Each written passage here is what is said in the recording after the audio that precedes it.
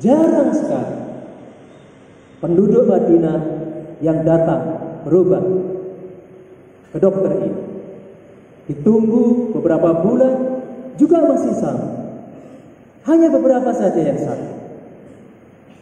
Karena dokter ini merasa tidak banyak bermanfaat di Madinah, maka dokter ini kemudian berencana untuk kembali ke Mesir. Maka dokter ini menemui Rasulullah, kemudian berpamit ingin kembali ke Mesir karena di sini tidak banyak dibutuhkan oleh penduduk Madinah. Tetapi dokter ini mengajukan satu pertanyaan. Ya Rasulullah, izinkan kami bertanya, apa rahasianya penduduk Madinah ini menjadi penduduk yang sangat sehat, jarang yang sakit? Pertanyaan inilah yang menjadi asbabul wurud dari sebuah hadis yang disampaikan oleh Rasulullah sebagai jawaban atas pertanyaan itu. Hadis ini adalah hadis riwayat Imam Abu Dawud. Rasulullah memberikan jawaban, nahnu qaumin la naqulu hatta najua wa idza akalna la nashba. Kenapa penduduk Madinah ini sehat-sehat dan jarang yang sakit? Jawaban Rasulullah, nahnu qaumin la naqulu hatta najua. Kami ini adalah kaum yang makan ketika sudah lapar dan akan berhenti makan sebelum kenyang. Ini adalah jawaban dari Rasulullah ketika ditanya kenapa penduduk Madinah ini menjadi penduduk yang sangat sehat dan jarang yang sakit. Apa makna dari makan ketika lapar dan berhenti sebelum kenyang?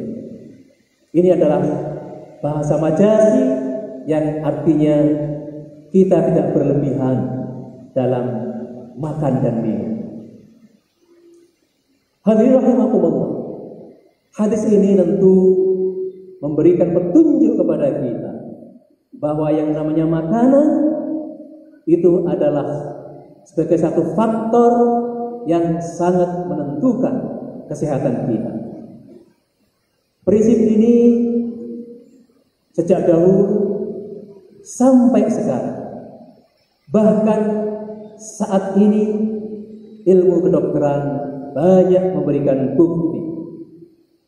Sekarang ini kita mengenal ada penyakit diabetes mellitus atau kencing manis, ada penyakit kolesterol tinggi, ada penyakit jantung, ada penyakit stroke. Beberapa penyakit yang kami sebut itu salah satu faktor penting penyebabnya adalah faktor makanan di samping faktor-faktor yang lain.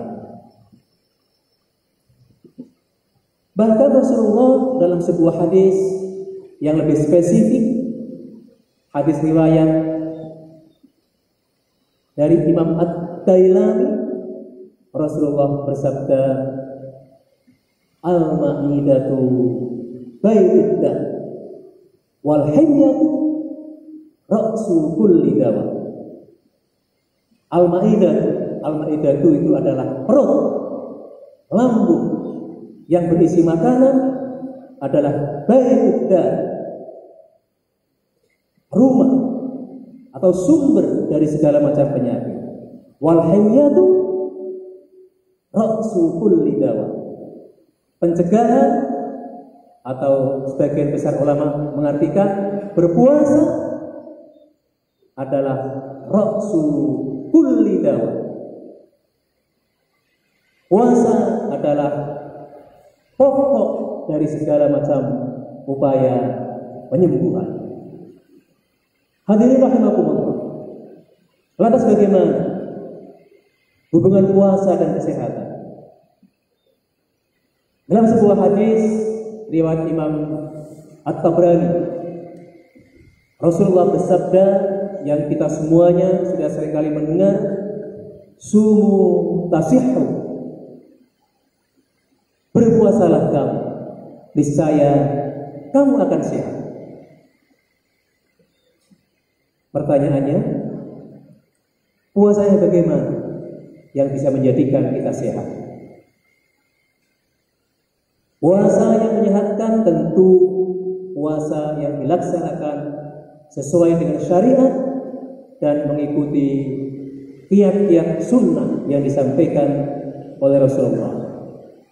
Paling tidak ada 4 kiat sunnah Rasulullah supaya puasa kita menjadikan kita tetap sehat. Yang pertama, Rasulullah mengajarkan kepada kita, hendaklah kita menyegerakan berbuka. Ini adalah kiat sehat puasa yang pertama. Dalam sebuah hadis riwayat Ibnu Hibban disampaikan bahwa Rasulullah ketika berpuasa tidak pernah melaksanakan sholat maghrib sebelum berbuka beberapa butir kurma atau minum beberapa teguk air. Kita semuanya tahu bahwa waktu sholat maghrib itu sangat singkat dan tidak mungkin Rasulullah tidak sholat. Artinya Rasulullah itu ketika berpuasa segerakan untuk melaksanakan berbuka. Yang kedua, supaya kita sehat, anjuran Rasulullah kita mengakhirkan santap sahur. Jangan dibalik. Beberapa orang membalik karena merasa kuat ketika adzan maghrib, langsung karena belum lapar katanya, kemudian melaksanakan sholat isya, baru sholat isya kemudian berbuka. Kemudian melaksanakan tarawih karena takut nanti tidak bangun, sehabis tarawih kemudian makan satu. Tentunya ini praktek yang bukan menempatkan tambahan pahala, tapi justru tidak mendapatkan keberkahan karena tidak mengikuti sunnah yang disampaikan oleh baginda Rasulullah Sallallahu Alaihi Wasallam. Yang ketiga, tidak balas dendam, tidak berlebihan ketika kita berbuka. Banyak di antara kita ketika berbuka mengumpulkan macam-macam minuman, cola, es jeruk, es campur, semuanya dikumpulkan dan mau dimakan semuanya. Tentunya ini adalah praktek yang tidak sehat dan tidak diajarkan oleh baginda Rasulullah Sallallahu Alaihi Wasallam. Dan Rasulullah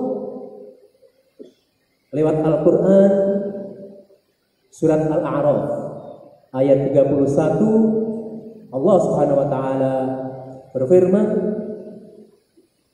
wa kulu washrabu wa la tusrifu innahu la yuhibbul musrifin.